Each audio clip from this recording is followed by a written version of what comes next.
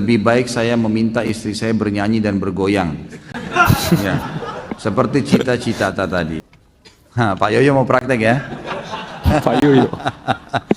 Ini saudaranya siapa, Pak Yoyo? Jadi hukumnya, kemudian Anda mencoba ikut biro jodoh online. Akan tapi yang menawarkan diri untuk ta'aruf kebanyakan janda. Yang masih gadis malah nggak ada respon. Ya. Astagfirullah. Sedangkan orang tua Anda menginginkan Anda menikah dengan gadis. Allahu a'lam. Saya nggak pernah ketemu Jibril. Saya nggak tahu gitu kan. Jadi kita tidak tahu. Jangan tanya yang di luar batas manusia. Gitu. Belum punya pengalaman ya. Belajar dari Pak Yoyo. Ya. Nah, Pak Yoyo kenal Apa lagi. itu? Pernah mimpi dijegal syaitan yang menyerupai satpam. Menyerupai satpam komplek rumah Ana yang berusaha menjegal Ana sholat subuh, dan beberapa hari kemudian satpam tersebut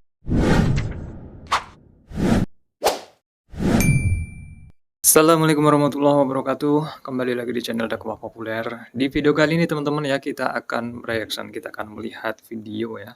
Video dari tanya jawab lucu Ustadz Khalid Basalamah. Hitung-hitung memberikan hiburan sekaligus penyemangat ya. Ini ada momen-momen lucu di mana tanya jawab ya di kajian Ustadz Khalid Basalamah ya. Kita akan melihat videonya, check it out. dia suka nyanyi goyang dumang yang ditampilkan oleh artis cita-cita atau apa ini.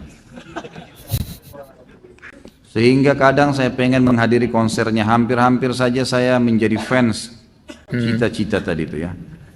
Tapi saya kembali menyadari kalau apa yang ingin saya lakukan adalah perbuatan yang tidak terpuji. Kemudian saya mulai punya inisiatif yang menurut saya positif, yaitu daripada saya mendengarkan lagu dan goyangan tadi cita-cita itu, lebih baik saya meminta istri saya bernyanyi dan bergoyang.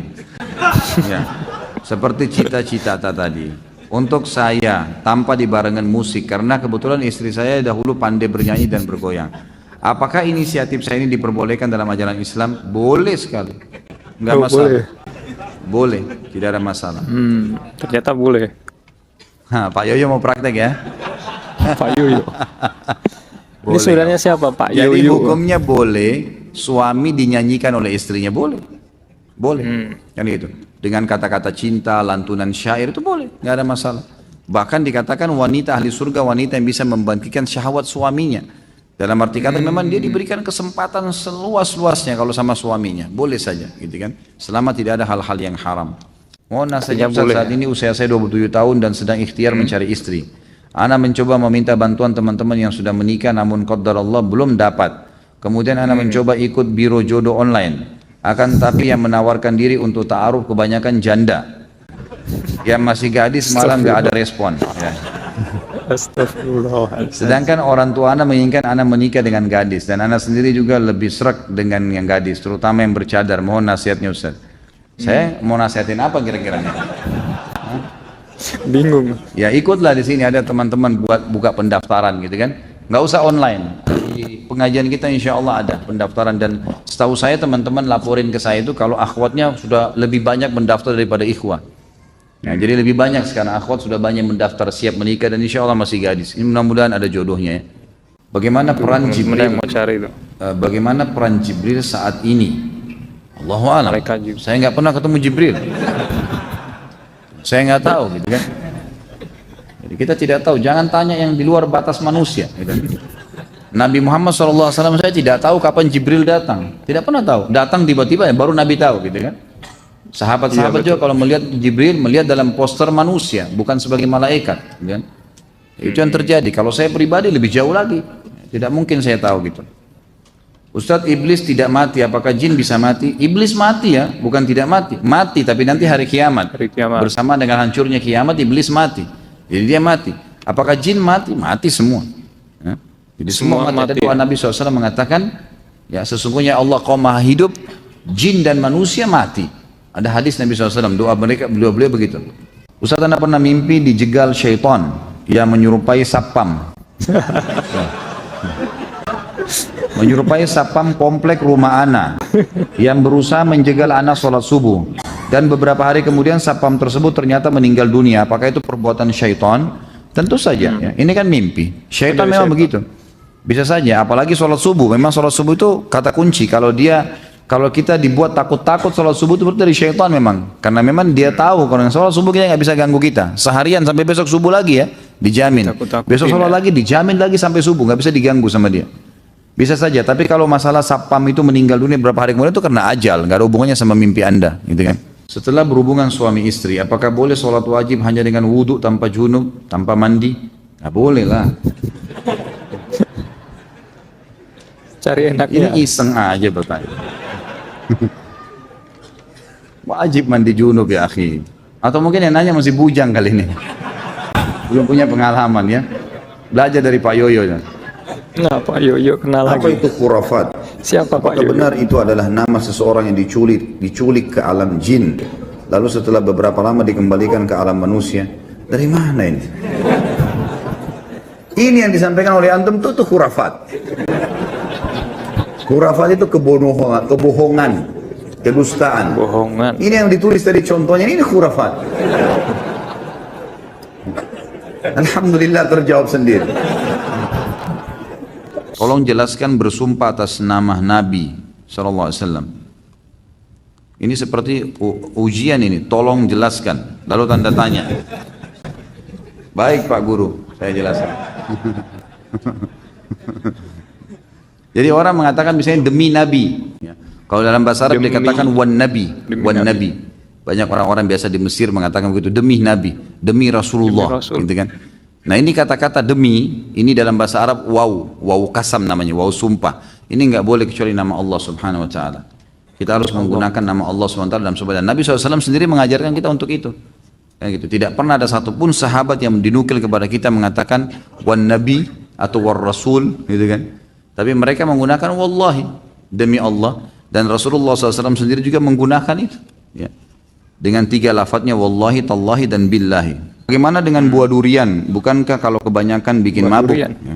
Bikin kenyang, iya. Saya makan durian tidak mabuk. Bikin mabuk. Enggak kok. Insya Allah enggak termasuk itu. Ya. Jadi jangan semuanya ditarik ke masalah khamr ya. Jadi seperti apapun, antum makan nasi kalau makan 1 bakul mabuk juga. Jadi kekenyangan nggak bisa jalan juga kan. Jadi jangan dipakai istilah mabuknya itu. Mabuk itu memang betul-betul yang keluar dari jalur gitu kan. Oh dari akal pikirannya gitu.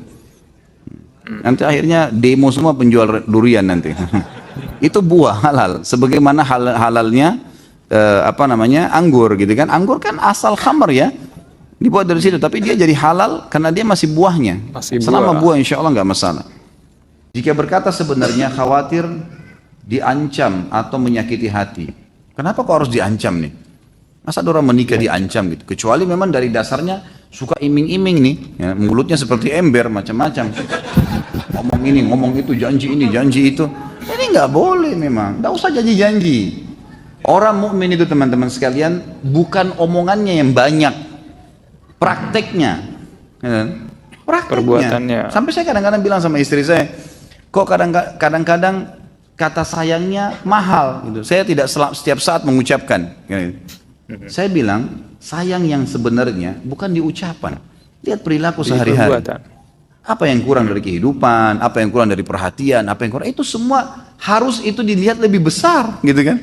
Kalau ada orang ngomong, saya mau jihad, saya kalau gini, saya mau begini, ngomongnya besar, tapi tidak pernah sampai mati jihad. Ada orang jihad 100 kali, dipanggil 100 kali selalu hadir, tapi tidak pernah ngomong. Itu yang benar tuh, gitu. Banyak ngomong untuk apa ini? Jika haram, atasan saya pernah bilang, selama perusahaan membayar zakat, maka keuntungan penjualan sistem ke bank konvensional akan menjadi halal. Ini akal-akalan dia nih. Bayar zakat, bagaimana bisa dia mengatakan halal gitu? Apakah atasan saya masuk dalam golongan orang munafik? Tentu saja tidak kita katakan munafik, tapi dia salah dalam konsep itu. Bagaimana caranya uang hasil korupsi atau uang hasil riba, kemudian dia bilang kalau kita keluarin zakatnya jadi halal? Nggak bisa. Sama nanti orang tarik semua tuh, orang zina juga begitu, hasil zina yang penting zakat, gitu kan? Zakat. Bagaimana menyikapi seorang pemabuk yang membuat saya resah atau mengganggu? Apakah saya tetap sabar atau saya pukul saja, Ustaz? Tinggalkan saja, tidak usah interaksi sama dia, gitu kan? Tidak usah berteman, tidak usah apa-apa. Kalau dia ngomong, biarin aja, ya tinggalin aja. Teman-teman ya, cuplikan ya, tanya jawab dari ceramahnya Ustadz Khalid Basalamah, teman-teman. Ya lucu juga ya orang-orang yang bertanya ya, kadang-kadang kita heran juga ya pertanyaan-pertanyaan di luar Nurul, teman-teman. Dan ada satu lagi yang jadi pertanyaan saya, kenapa sebenarnya Pak Yoyo? Pak Yoyo ya, Pak Yoyo ini sering disebut oleh Ustadz Khalid ya. Pak Yoyo, apa mungkin teman dekatnya atau kameramennya? Nah, ini jadi sebuah misteri nih, siapa Pak Yoyo yang sering disebut. Teman-teman ada yang tahu nggak Pak Yoyo siapa ya? Komen-komen. Kita bertemu lagi teman-teman di video selanjutnya. Jangan lupa untuk subscribe ya, dan tekan tombol loncengnya agar mendapatkan notifikasi video terbaru dari channel Dakwah Populer. Akhirul kalam, wassalamualaikum warahmatullahi wabarakatuh.